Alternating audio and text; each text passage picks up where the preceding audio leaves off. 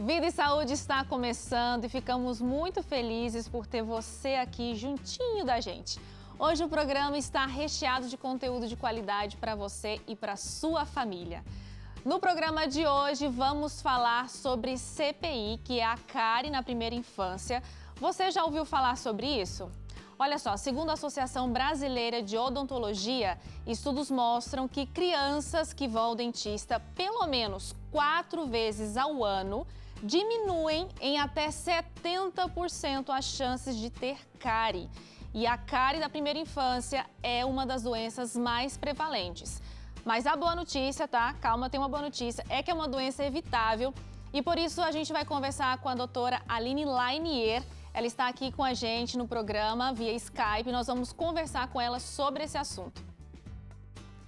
E se você quiser mandar a sua pergunta para a doutora Aline, participar do nosso programa, é só mandar um WhatsApp. Ele está aberto para você. Vou passar o número agora: 12 982 66 0004. Ou pode apontar a câmera do seu celular para esse QR Code que está aparecendo aqui do ladinho na sua tela.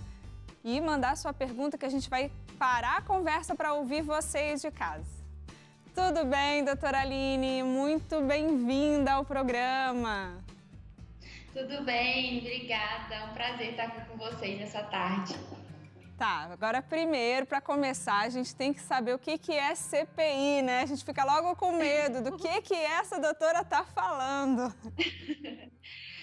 É a cárie na primeira infância, né? O que é a cárie na primeira infância? A doença cárie, que todo mundo está acostumado a ouvir, ela quando acomete a criança, como os dentes de leite, né? Nos dentes descidos aí dessa criança. Entendi. E quando que a gente deve levar a criança à primeira consulta ao médico odonto? A primeira consulta da criança no dentista, ela deve ser no primeiro ano de vida, mesmo antes de nascerem os primeiros dentes dessa criança. Por quê? É importante que essa criança vá ao dentista para poder prevenir algumas doenças, para o dentista poder avaliar se o crescimento da face está correndo de forma correta, como que está a língua dessa criança, se a respiração dessa criança está ocorrendo de forma correta. Então, o dentista ele vai avaliar tudo isso e vai evitar, né, prevenir que algumas doenças acometam essa criança e também instruir os pais os melhores hábitos que eles podem ter para poder essa criança desenvolver de forma correta. Entendi. Agora eu quero dar uma pausa para convidar você a ver alguns comentários feitos em nossas redes sociais sobre esse assunto que hoje é a cárie. Vamos conferir? A cárie é uma grande vilã em nossas vidas. Na infância, muitas crianças já começam a ter cárie e por isso nós queremos saber: vocês ou seus filhos já tiveram cárie na infância? Na sua opinião, o que causa cárie nos pequenos? Olha só a opinião dos nossos amigos do Vida e Saúde. A Ruth Ellen nos diz o seguinte: na minha opinião, o açúcar é o grande causador de cárie em crianças e a falta de escovação contribui para agravar a situação. Realmente, Ruth Ellen, tanto o açúcar quanto a falta de higienização correta na boca são grandes vilões. A Bárbara Fernandes também deixou seu comentário em nossas redes sociais e disse assim: cárie é uma doença multifatorial, mas o que contribui muito é a frequência do consumo de açúcar. Por isso, sempre evitei com meus filhos esse consumo excessivo de refrigerantes, ketchup, coisas do tipo. É isso aí, Bárbara, parabéns! O quanto menos oferecer esses alimentos cheios de açúcar e ultraprocessados, melhor.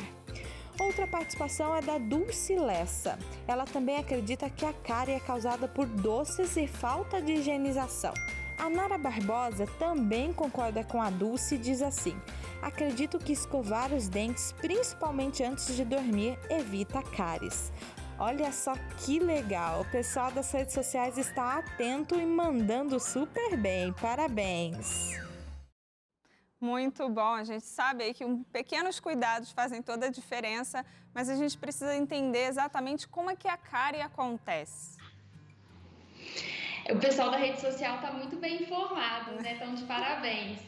Realmente a cárie ela é uma doença multifatorial, né? O que é isso? Vários fatores vão estar associados com essa doença, mas o principal fator necessário para que essa doença aconteça é a presença de biofilme, né? As bactérias estando presentes na cavidade por falta de higienização. Mas o que vai determinar se essa doença vai acontecer ou não é o consumo de açúcares, né? De alimentos processados, de carboidrato em excesso presente nessa dieta. Então, para que a cárie ela aconteça, é preciso que a pessoa, no caso aqui a criança, ela tenha alta ingestão de açúcar durante o dia e não ocorra essa higienização frequente dos dentes. Olha, então, pelo visto, aqui os nossos internautas acertaram quando falaram aí de açúcar e higienização. Eu vou aqui para o nosso display agora, doutora, onde a gente vai revelar aqui algumas situações e como a gente pode controlar e prevenir a cárie, tá? Então, deixa eu chegar aqui. Temos aqui, ó, como evitar a cárie. Vou revelar a primeira situação aqui. Começar antes dos dentes nascerem, né? Começar a ir ao dentista, seria isso? Sim, é importante nessa criança ir ao dentista mesmo antes dela ter os dentes, para que o dentista possa orientar os pais quais devem ser os hábitos que eles devem adotar, né, para a criança poder desenvolver sem ter a doença cárie. E outras doenças também, né? Quantos meses você indicaria? Quantos meses de vida? Normalmente, os primeiros dentes vão erupcionar por volta dos 6 meses de vida. Isso não é regra, mas é uma média geral, né, de toda a população que com 6 meses vão nascer os primeiros dentes. Então, antes dos 6 meses, por volta dos 4, 5 meses, essa criança pode estar indo ao dentista. Tá certo. Vamos então ver o próximo, realizar a escovação diária. Esse é o básico, né, doutora? Mesmo quando o bebezinho... Eu já ouvi falar, doutora... que bebezinho tem uma dedeira, né? Que você ajuda depois da mamada. E tem gente também que prefere a toalhinha, né? A gaze? A gaze, a fralda, molhadinha depois de cada mamada. É isso mesmo?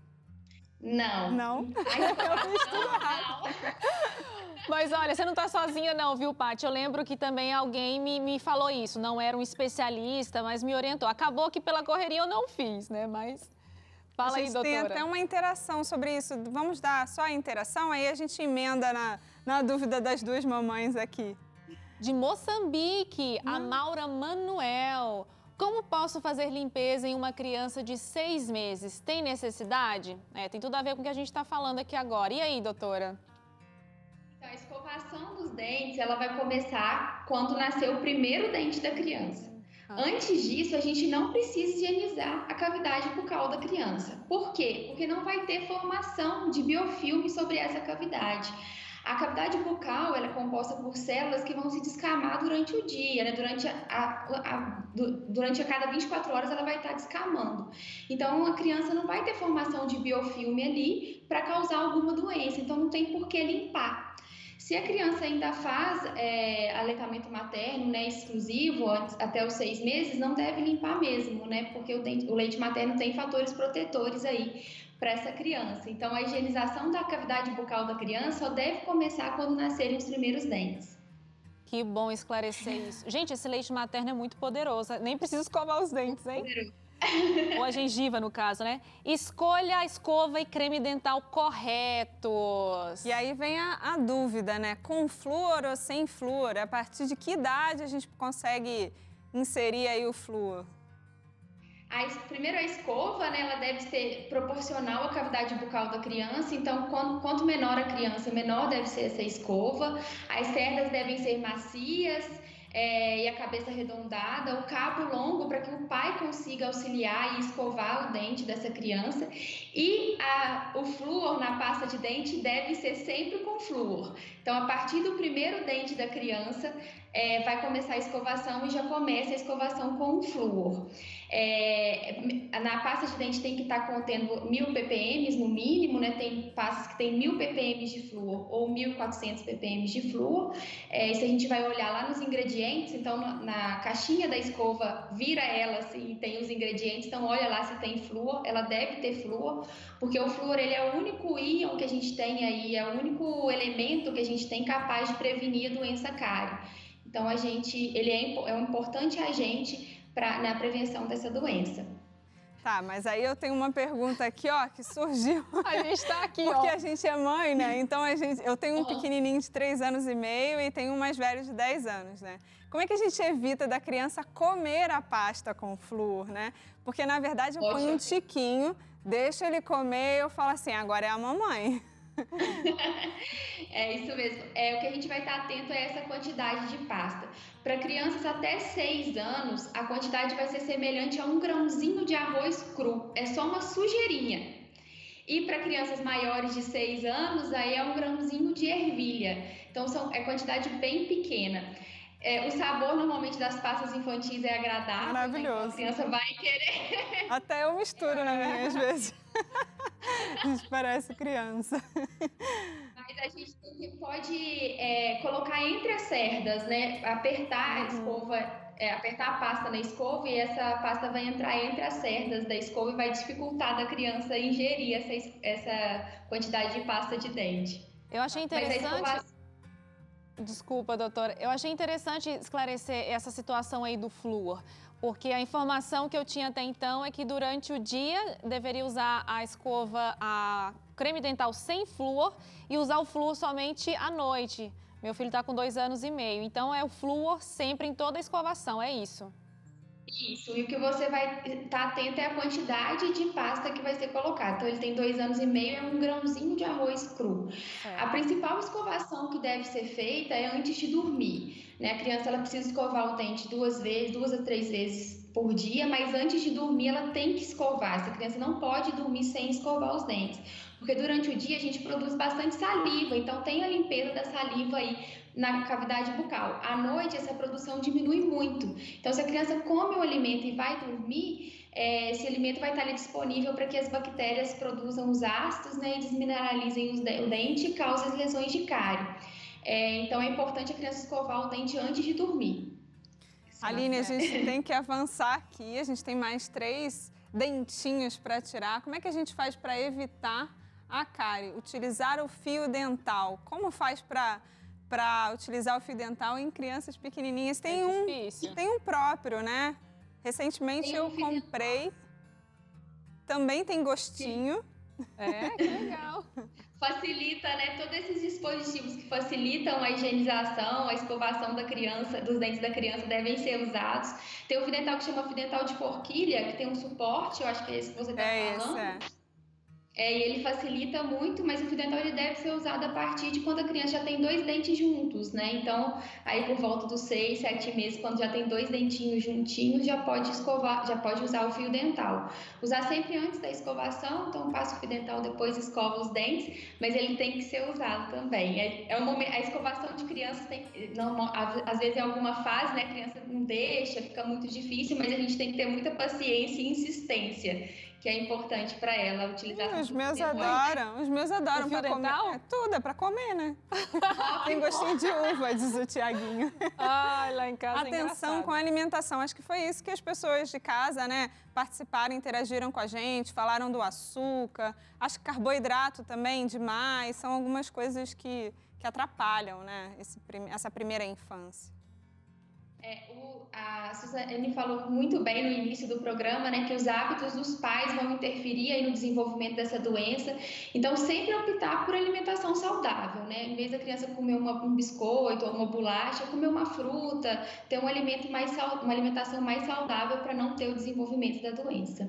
A alimentação influencia em tudo, né? Vamos tirar aqui o último, então. Realizar sempre uma visita ao dentista. Essa é importante e às vezes a gente deixa de lado. Sim, é importante ir para o dentista poder avaliar e poder evitar o surgimento da doença ou prevenir que essa doença avance, né? Quanto antes o dentista interferir na doença, os tratamentos vão ser mais fáceis de ser elaborados, né? De serem realizados. Então, é importante ir sempre ao dentista para evitar o surgimento da doença cárie. A gente tem uma interação? Tem uma interação. Vai entrar aqui na tela. Consegue ler aí, Paty? A Leninha Brandão, ela fala assim, meu filho tem 10 anos e sempre que vai ao dentista está com cáries. Quanto menor quando o menor fez tratamentos com medicamentos com corticoides. Isso pode ter alguma relação? Ou seja, o medicamento que ele usou pode trazer a cárie ou não? Isso é uma dúvida muito grande de muitas mães, né? O medicamento, ele não causa cárie. Por que muitas crianças que ingerem medicamentos na infância, né, têm a cárie? Porque o medicamento tem muito açúcar. Para a criança conseguir, né, ingerir essa medicação, a formulação é feita com bastante açúcar, então esse açúcar é que vai fazer o desenvolvimento da cárie. Doutora, foi tão bom, a gente só tem tempo para mais uma pergunta. Eu queria saber se existe tratamento para todos os tipos de cáries e principalmente do dente de leite, que eu acho que você pode falar bastante, já que a gente está falando da primeira infância, né? Tem como tratar no dentinho de leite? Sim, é muito importante. A cárie, né, ela é uma doença e ela vai aparecer nos dentes, né? A manifestação dela são em forma de lesões nos dentes. É importante os pais terem em mente que o dente de leite ele é igual ao dente permanente. Então, a criança que tem uma lesão de cárie no dente de leite, ela vai sentir dor, ela vai deixar de interagir com os amigos, deixar de ir na escola por causa daquele dente, né? Ela vai ter uma infecção ali que pode trazer problemas. Então, é possível tratar a criança desde bebê, né, desde quando surge essa doença, e quanto antes o dentista intervir, é melhor para a criança, é melhor para o desenvolvimento dela. Mas não é fácil, né, Aline? A gente sofre na cadeira do dentista, quem dirá as crianças, mas às vezes surpreende, né? O meu menor surpreendeu. Eles vão Qualquer acostumando, tinho né? lá tinha historinha, foi bem legal a experiência. Doutora Aline, muito obrigada. Foi muito bom conversar com você, esclarecer esses assuntos aí na primeira infância. Isso ajuda a gente, como pais, também a ficar atentos e a cuidar melhor dos nossos filhos. Obrigada mesmo. Obrigada a vocês, foi um prazer estar aqui com vocês conversando e estou disponível para mais perguntas, se vocês quiserem, e dúvidas que tiverem também. Com certeza, a gente vai te chamar numa próxima. Muito obrigada. Tchau, tchau. Obrigada a você. E no próximo bloco vamos conversar com 2 colunistas da revista Vida e Saúde, responsáveis aí pela matéria de capa da edição de maio sobre Covid-19. E ainda uma receita saudável, fácil de fazer e muito saborosa, bolo de fubá sem ovos. Não saia daí porque o Vida e Saúde volta daqui a pouco.